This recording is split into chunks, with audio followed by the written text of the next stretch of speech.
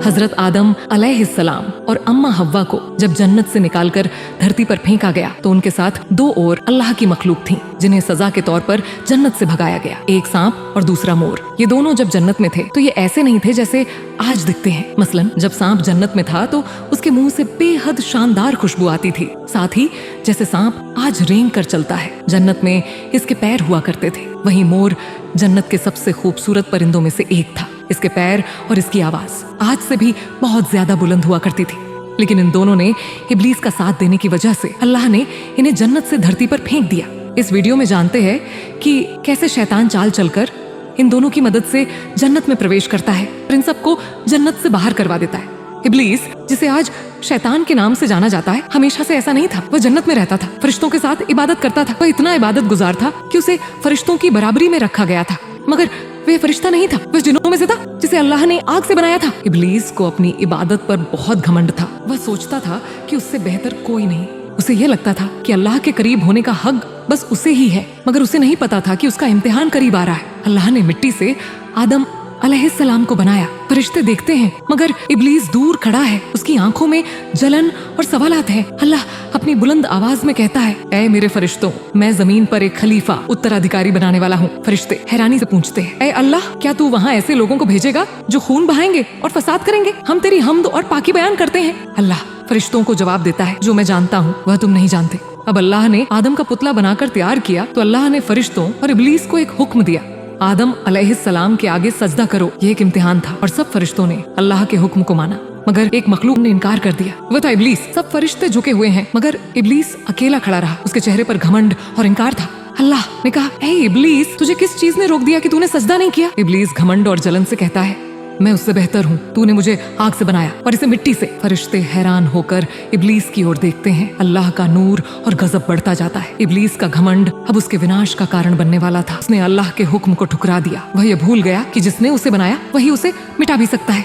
अल्लाह गजब के साथ कहता है, तू जन्नत से निकल जा, तुझे मेरी रहमत से दूर कर दिया गया। अब तेरा ठिकाना जहन्नम है। इब्लीस गुस्से से चिल्लाते हुए कहता है, ऐ अल्लाह, अगर तूने मुझे मोहलत दी तो मैं आदम और उसकी औलाद को गुमराह कर दूंगा। मैं उन्हें दाईं से, बाईं से, आगे से, पीछे से घेर लूंगा और तू देखेगा कि उनमें से ज्यादातर तेरी इबादत नहीं करेंगे। अल्लाह गंभीर आवाज में कहता है, जा, तुझे मोहलत दी जाती है, मगर जो मेरे नेक बंदे होंगे उन पर तेरा कोई बस नहीं चलेगा। इब्लीस तेज हवा के साथ जन्नत से बाहर फेंक दिया जाता है। वह आग के तूफान में गुम हो जाता है। इब्लीस अब शैतान बन चुका था, इंसान का सबसे बड़ा दुश्मन। उसने जन्नत को अपने घमंड के कारण खो दिया, मगर अब वह आदम अलैहिस्सलाम और उनकी औलाद को भी धोखा देने के लिए तैयार था। यही वह साजिश थी जिसने इंसानियत की सबसे पहली परीक्षा शुरू की। आज भी यही लड़ाई जारी है। शैतान हमें बहकाने की कोशिश करता है, हमें घमंड में डालता है, गुनाहों की तरफ खींचता है, मगर यह हमारा इम्तिहान है। अगर हम अल्लाह के बताए रास्ते पर चलेंगे तो हम बच सकते हैं, मगर अगर हमने शैतान की सुनी तो हम भी उसी की तरह रहमत से महरूम हो सकते हैं। अब शैतान को जन्नत में जाने से रोक दिया गया था।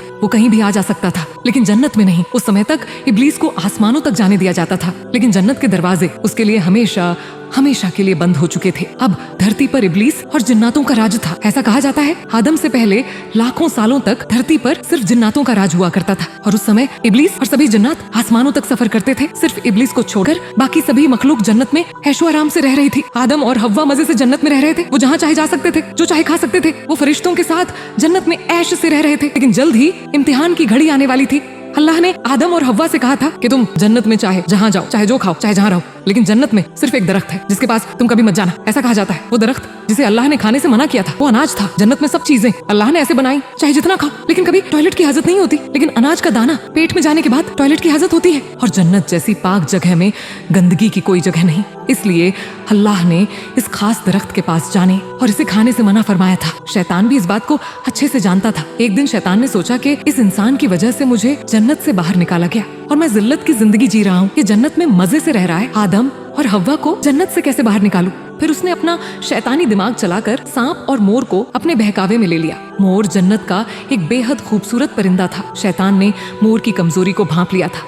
वह जानता था कि यह परिंदा अपनी सुंदरता और ऊंचे दर्जे से कितना खुश रहता है। उसने एक मीठी आवाज में मोर से बात करनी शुरू की। शैतान ने सॉफ्ट और चालाक आवाज में कहा, ओ जन्नत के सबसे हसीन परिंदे, क्या तुम जानना चाहोगे कि तुम्हें और भी बड़ा दर्जा कैसे मिल सकता है? मोर की आंखों में दिलचस्पी जाग उठती है। मोर ने गर्व से कहा, और बड़ा दर्जा, मैं पहले ही जन्नत के सबसे खूबसूरत परिंदों में से हूँ। क्या तुम कोई नया राज जानते हो? शैतान धोखेबाजी से हंसते हुए, जन्नत के कुछ रहस्य सिर्फ खास लोगों के लिए होते हैं, और मैं जानता हूँ कि वो कौन सा फल है जो अगर खा लिया जाए तो कोई भी अमर हो सकता है। मोर, जो अपनी खूबसूरती और ऊंचे दर्जे का दीवाना था, अब इस नई बात को जानने के लिए और भी उत्सुक हो गया था। वह चाहता था कि उसे भी ऐसे रहस्यों की खबर हो जो और किसी को ना हो। मगर एक समस्या थी, शैतान जन्नत के अंदर नहीं आ सकता था। मोर हिचकिचाते हुए, अगर यह सच है तो तुम खुद इस फल को क्यों नहीं खाते? शैतान बनावटी अफसोस के साथ, मुझे जन्नत में दाखिल होने की इजाजत नहीं है, मगर अगर तुम मेरी मदद करो तो मैं तुम्हें ऐसे रहस्य बता सकता हूँ जो अब तक किसी ने नहीं सुने। मोर सोच में पड़ जाता है, फिर धीरे धीरे हामी भरता है। शैतान ने अपनी पहली चाल कामयाबी से खेल ली थी, मगर वह जानता था कि उसे अभी एक और रास्ता चाहिए जो उसे अंदर तक पहुंचा सके। और तब उसकी नजर सांप पर पड़ी। शैतान धीरे धीरे सांप की ओर बढ़ता है। सांप को उसकी मौजूदगी का एहसास होता है, मगर वह शांत बैठा रहता है, जैसे कुछ सोच रहा हो। शैतान मध्यम और चालाक आवाज में सांप से कहा, ओ सबसे होशियार और समझदार जीव, तुम्हारी बुद्धिमत्ता और तुम्हारी चालाकी जन्नत में मशहूर है। मैं तुम्हारे पास एक बहुत बड़ा राज लेकर आया हूँ। सांप ने कहा, राज? मैं जन्नत में रहता हूँ, मुझे हर चीज का इल्म है। शैतान मुस्कुराकर उसे और लुभाने की कोशिश में कहता है, अगर ऐसा होता तो तुम ये भी जानते कि मैं एक ऐसी चीज के बारे में बता सकता हूँ जिससे तुम सबसे ताकतवर और महान बन सकते हो। सांप की आंखें संकरी हो जाती हैं। अब उसकी दिलचस्पी बढ़ रही है। सांप धीरे से फुसफुसाते हुए कहता है, तुम्हारी बातें अजीब लगती हैं, मगर सुनने में दिलचस्प भी। बताओ क्या चाहते हो? शैतान धीरे धीरे सांप के पास और करीब आते हुए कहता है, मैं जन्नत के सबसे खास रहस्यों को जानता हूँ, मगर मुझे अंदर जाने का रास्ता चाहिए। अगर तुम मुझे अपने मुंह में छुपाकर अंदर पहुंचा दो तो मैं तुम्हें ऐसा इल्म दूंगा जिससे तुम सबसे महान बन जाओगे। सांप बहुत चालाक था, उसे यह सौदा पसंद आया। उसने सोचा कि अगर यह सच निकला तो वह जन्नत में सबसे ताकतवर बन सकता है, और फिर उसने अपना मुंह खोला। शैतान धीरे धीरे धुएं की तरह सांप के मुंह में घुसता है। सांप अपनी जीभ लपलपाता है और फिर धीरे धीरे जन्नत के दरवाजे की ओर बढ़ता है। शैतान की चाल अब पूरी हो चुकी थी। अब वह जन्नत के अंदर था, मगर यह सिर्फ शुरुआत थी। असली चाल अभी बाकी थी। जन्नत में आदम और हव्वा को हर तरह की नेमतें दी गई थी। वे जहाँ चाहे जा सकते थे, जो चाहे खा सकते थे, लेकिन सिर्फ एक शर्त थी, उन्हें एक खास दरख्त का फल नहीं खाना था। अल्लाह ने उन्हें साफ तौर पर मना किया था। मगर अब शैतान अपनी चाल चलने को तैयार था। शैतान मिठास भरी आवाज में, आदम, हव्वा, क्या तुम जानना चाहते हो कि जन्नत में हमेशा के लिए कैसे रहा जा सकता है? आदम संदेह भरी आवाज में कहते हैं, तुम कौन हो और ये क्या कह रहे हो? शैतान धोखेबाज मुस्कान के साथ कहता है, मैं तुम्हारा शुभ चिंतक हूँ। मैं चाहता हूँ कि तुम हमेशा जन्नत में रहो, अमर हो जाओ और फरिश्तों जैसे बन जाओ, लेकिन इसके लिए तुम्हें सिर्फ एक छोटा सा कदम उठाना होगा। बस इस पेड़ का फल खा लो। हव्वा के चेहरे पर चिंता और उत्सुकता दोनों झलकती है। वह आदम की ओर देखती है। हव्वा, लेकिन अल्लाह ने हमें मना किया है, हमें इसकी सजा मिल सकती है। शैतान झूठी हमदर्दी के साथ बोलता है, नहीं, अल्लाह नहीं चाहता कि तुम ये राज जानो। इस फल को खाओ और देखो कि तुम्हारी ताकत कितनी बढ़ जाती है। मैं खुद इसे खा चुका हूँ और देखो मुझे कोई नुकसान नहीं हुआ। आदम और हव्वा दोनों चिंता में पड़ जाते हैं, शैतान से मना करके चले जाते हैं, लेकिन अम्मा हव्वा के मन में ये बात घर कर जाती है। रात को जब आदम और हव्वा सो रहे थे तो शैतान चुपके से अम्मा हव्वा को जगाता है और उन्हें बहकाने लगता है। धीरे धीरे अम्मा हव्वा शैतान के बहकावे में आ ही जाती हैं। अगले दिन वो किसी भी तरह से बाबा आदम को भी मना लेती हैं। शैतान की चाल अब पूरी तरह काम कर रही थी। हव्वा ने फल को धीरे धीरे तोड़ा, उनकी उंगलियां कांप रही थीं। फिर उन्होंने एक छोटा सा टुकड़ा खा लिया और फिर उन्होंने आदम की तरफ देखा। हव्वा धीरे धीरे आदम की ओर फल बढ़ाती है। आदम कुछ पल सोचते हैं, फिर वे भी फल का एक टुकड़ा खा लेते हैं और उसी पल सब कुछ बदल गया। अचानक जन्नत की हवा तेज चलने लगती है, दरख्त हिलने लगते हैं और एक भारी आवाज पूरे आसमान में गूंज उठती है। अल्लाह की आवाज, आदम, क्या मैंने तुम्हें इस दरख्त से दूर रहने के लिए नहीं कहा था? जन्नत में अचानक सब कुछ बदल जाता है। हल्की ठंडी हवा तेज आंधी में बदल गई है। पेड़ हिलने लगे हैं, पानी की लहरें उछलने लगी हैं। आदम और हव्वा घबराकर इधर उधर देखने लगते हैं। आदम और हव्वा को एहसास हुआ कि उन्होंने एक बहुत बड़ी गलती कर दी है। जैसे ही उन्होंने फल खाया, उनकी आंखें खुल गईं और उन्हें पहली बार यह महसूस हुआ कि वे किस हाल में हैं। जन्नत की ठंडी हवा अब उनके लिए अजनबी लगने लगी थी। आदम और हव्वा जल्दबाजी में खुद को ढकने के लिए पत्तियां तोड़ने लगते हैं। उनके चेहरे पर पछतावा साफ झलक रहा है। अल्लाह की गूंजती हुई आवाज आती है, आदम, क्या मैंने तुम्हें इस दरख्त के पास न जाने के लिए नहीं कहा था? क्या मैंने तुम्हें आगाह नहीं किया था कि शैतान तुम्हारा खुला दुश्मन है? अम्मा हव्वा के चेहरे पर डर, आदम अलैहिस्सलाम की आंखों में अफसोस। वे झुककर अल्लाह की बारगाह में गिर पड़ते हैं। आदम अलैहिस्सलाम आंखों में आंसू लिए रोते हुए कहते हैं, ऐ हमारे रब, हमने अपने ऊपर जुल्म किया। अगर तू हमें माफ नहीं करेगा और हम पर रहम नहीं करेगा तो हम बर्बाद हो जाएंगे। जन्नत में चारों तरफ अजीब सी उदासी छा जाती है। फरिश्ते दूर से यह मंजर देख रहे हैं। शैतान दूर बैठा मुस्कुरा रहा है। उसकी आंखों में जीत की चमक है, मगर यह जीत सिर्फ कुछ ही पलों की थी। अल्लाह सबसे बड़ा है और उसकी रहमत हर चीज पर भारी है।